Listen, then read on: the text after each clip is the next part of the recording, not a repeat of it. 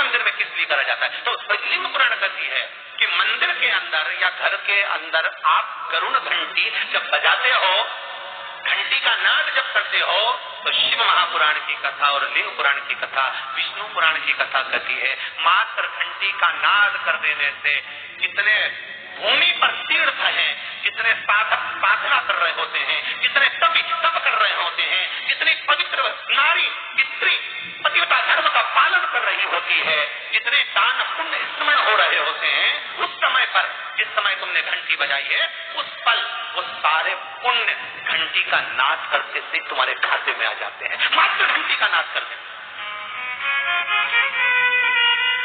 शंकर जी के मंदिर में जाकर ताली का नाद किया जाता है। ताली का नाद शिव मंदिर में क्यों बजाई जाती है? उसका कारण, उस मंदिर में कितने बैठे होंगे जो भजन कर रहा, तप कर रहा, साधना कर रहा, अभिषेक कर रहा, पूजन कर रहा, 3 बार ताली बजाने से उनका सारा का पुण्य हमारे खाते में 1 सेकंड में आ जाए। और हमें लगता है शंकर को ले जा रहा है, शंकर को ले जाए, शिव ने तुरंत दे दिया। घर में गरुड़ घंटी का नाद करना, इसलिए बच्चों को खेलने के लिए घंटी नहीं दी जाती। गरुड़ घंटी कोई खेलने के लिए नहीं देता, खिलौने दे देंगे, दूसरा सामान दे देंगे, पर गरुड़ घंटी नहीं देंगे। क्यों नहीं देते? क्योंकि गरुड़ घंटी का जब नाद करा जाता है तो सबका पुण्य हमारे खाते में आ जाता है। कोई साधारण घंटी बजाना, पूजन के समय पर, स्मरण के समय पर, भजन के, इसलिए घंटी भी हर कभी नहीं बजाई जाती, समय समय पर। और आपसे भी निवेदन है, मंदिर में भी जाओ ना तो घंटी का नाद करो तो बड़े प्रेम से करो, ऐसा नहीं कि तुम ले बजाए जाओ बजाए जाओ बजाए जाओ, ऐसा ही नहीं कि लटकी है तो बजाए जाओ। क्या मतलब? तो घंटी को बजाने के लिए आई नहीं, उसका एक समय, उसका एक संबोधन, उसका एक आनंद। कई मंदिरों में मंदिर का पट बंद हो जाता है, दरवाजा बंद हो जाता है, तो भी लोग घंटी बजा देते। दोष दोष भगवान अगर मंदिर में सो रहे हैं, लिखा हुआ है मंदिर के खुलने का समय इतनी बजे से इतनी बजे तक, मंदिर बंद है तो घंटी नहीं बजना चाहिए। जिस जगह पर ब्राह्मण विद्वान है, साधक है, संत है, साधु है, मंदिर अगर बंद होता है तो उसके साथ में घंटी के नीचे के भाग को रस्सी से ऊपर बांध दिया जाता है जिससे बजेगा। क्यों? कहते हैं अगर भगवान अगर विश्राम कर रहे हैं, सो रहे हैं, निद्रावश है या पट बंद है, उस समय पट बंद का समय है और घंटी का अगर नाद हो जाए तो कहते हैं 11 ब्राह्मण के भूखे रहने का दोष लग जाता है जीव को, मात्र घंटी बजा देने पर, अगर भगवान विश्राम कर। भगवान विश्राम अवस्था में है, पट बंद है, दरवाजा बंद है और लिखा हुआ है समय, मंदिर खुलने का समय 11 बजे से 3 बजे तक, मंदिर बंद होने का समय 3 बजे से 3 बजे तक, और उस बीच में तुमने तो देख लिया कि पट बंद है, तुम तो आ गए, तुमने तो मन में सोचा हम तो इंदौर से आए, हम तो भोपाल से आए, हम तो वहां से आए, हम तो वहां से आए, और भगवान का मंदिर बंद है तो क्या हुआ, हम तो घंटी तो बजाएंगे, तो बजा लेते हैं। 11 ब्राह्मण भूखे रहने का दोष तुम्हारे खाते में। कितना सुंदर कहा है। शंकर भगवान को बेलपत्र चढ़ी हुई वापिस चढ़ सकती है, पर किसी भी देवता पर कोई फूल पुष्प आपने चढ़ाया, कोई पुष्प आपने चढ़ाया, ठंड का समय है या बारिश का समय है, पुष्प जो चढ़ाया हो सकता है कि मुरझाया नहीं हो, होता है ना कभी कभी कि पुष्प मुरझाया नहीं हो या उसमें ताजगी हो, सुंदर दिख रहा हो, बहुत अच्छा हो, और वो पुष्प चढ़ा हुआ तुमने अगर एक बार उठा लिया, उतर गया, उतरने के बाद फूल कितना भी सुंदर, फूल कितना भी ताजा दिखे, पर वो देवता को समर्पित नहीं हो सकता। भले उसमें सुंदरता है।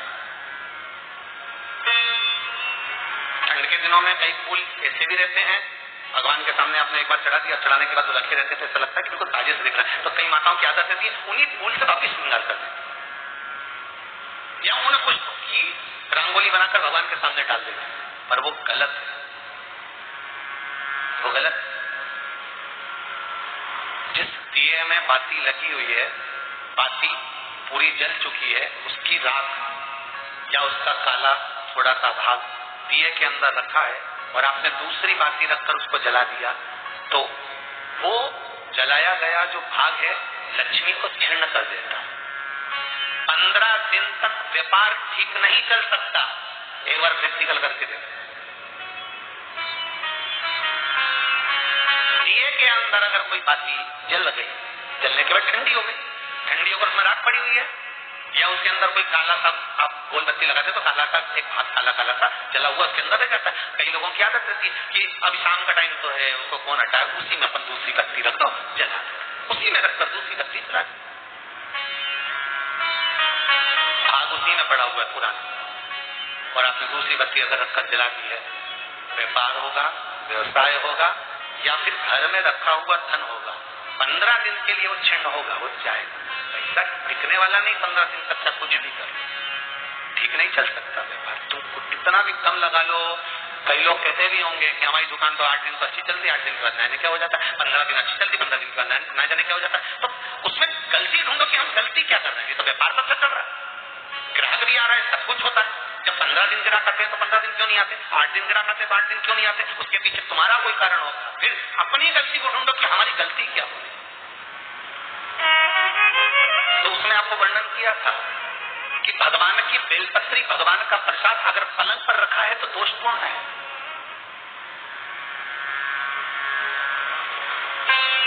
वो दोषपूर्ण।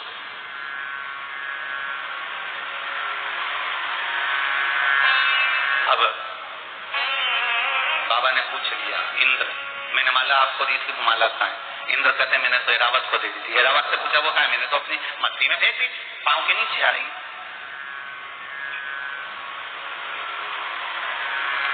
मैं तुझे श्राप देता हूं इंद्र, तो तेरी सत्ता के विमुख होगा।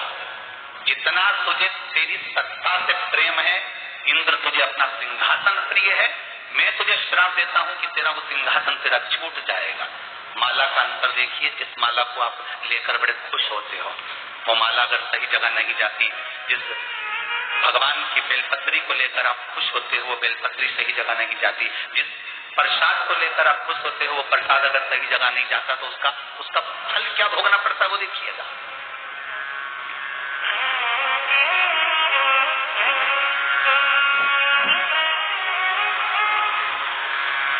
एक कथा आपको सुनाते हैं, वो कथा नहीं है, हमारे जीवन का प्रत्यक्ष उदाहरण।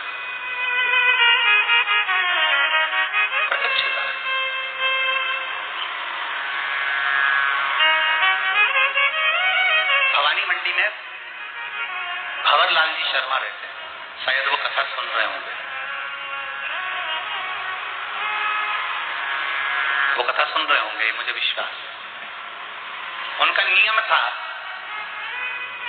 हर महीने वो गोवर्धन नाथ जी की परिक्रमा करने जाते थे, और हमारा भी नियम था, हम गोवर्धन नाथ जी की परिक्रमा हर महीने करने जाते। कई बार ऐसा योग बन जाता था कि वो परिक्रमा पे हमारी कोई पहचान नहीं है, हमारी कोई जान नहीं है। ये भंवरलाल जी का नाम हमको तो बाद में मालूम पड़ा कि ये भवानी मंडी के रहने वाले, वो भी पूछा हूं, वो भी रो रहे थे तब पूछा गया। ये हकीकत की कथा, ये कोई कथा किसी पुस्तक से नहीं है, ये प्रमाणित है। और उनका नियम था, गोवर्धन नाथ जी की परिक्रमा करते, लगाते, भगवान को शाम के समय पर वो बाबा को राजभोग कराते कि राजा खूब भगवान की सत्ता थी, खूब वैभव था, खूब पैसा था। जितनी बार आते वो आधा पीपा का, एक पीपा का, आधी बोरी का, एक बोरी का, वहां बोरी से राजभोग होता है गिरिराज में, तो वो भोग लगा देते, थोर, मोहन थाल, लड्डू सब। अब धीरे धीरे बहुत उनका वैभव, बहुत पैसा था भंवरलाल जी के यहाँ, काम भी अच्छा था उनका, पत्थर वत्थर का कोई काम था तो अच्छा। 6 महीना 8 महीना लगातार परिक्रमा उन्हें हर महीने करी, हम भी जाते रहे परिक्रमा, हमने लिखनी करी। तो धीरे धीरे व्यापार उनका थोड़ा कम हुआ। जो उनका पत्थर का काम था वो धीरे धीरे एक जगह का कहीं बंद हो गया, दूसरी जगह का भी बंद हो गया, तीसरी जगह का भी बंद हो गया। बड़े दुखी हो गए।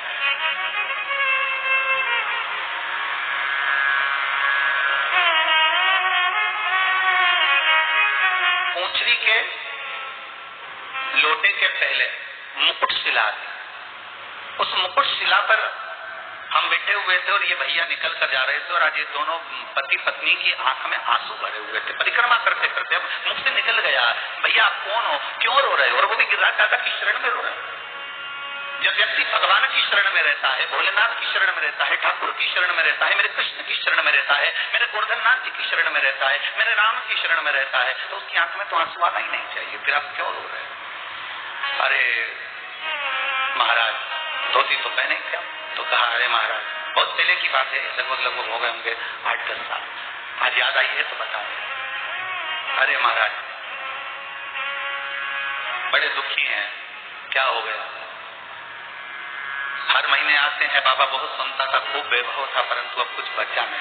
अब तो भगवान को हम भोग भी नहीं लगा पा रहे। वही क्योंकि हम लगाते तो हैं, थोड़ा बहुत जुड़ा जाते।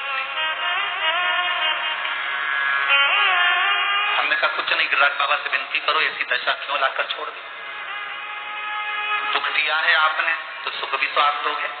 आप विनती करो बाबा से कि ऐसा समय क्यों लाए हो, ये समय आखिर किस लिए आया?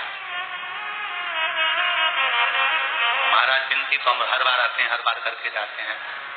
पहले परिवार समेत आते थे, अब तो दोनों आ रहे हैं, ठीक है। हाँ हमने देखा है आपको 2-3 बार, आप 2-4 बार परिक्रमा में दिखे हैं, दूध चढ़ाते, भोग लगाते, पर ये दशा क्यों?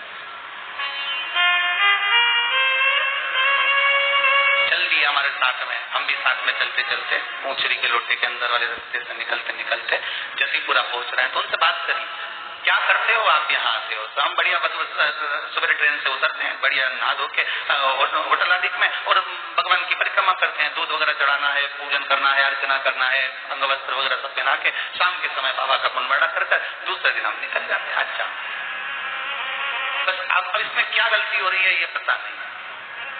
वो गलती कौन सी है?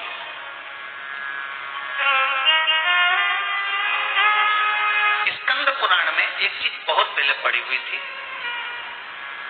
बेलपत्री हो, प्रसाद हो, माला हो, इसका जब अपमान होता है तो व्यक्ति को रोना पड़ता है। ये स्कंद पुराण का है।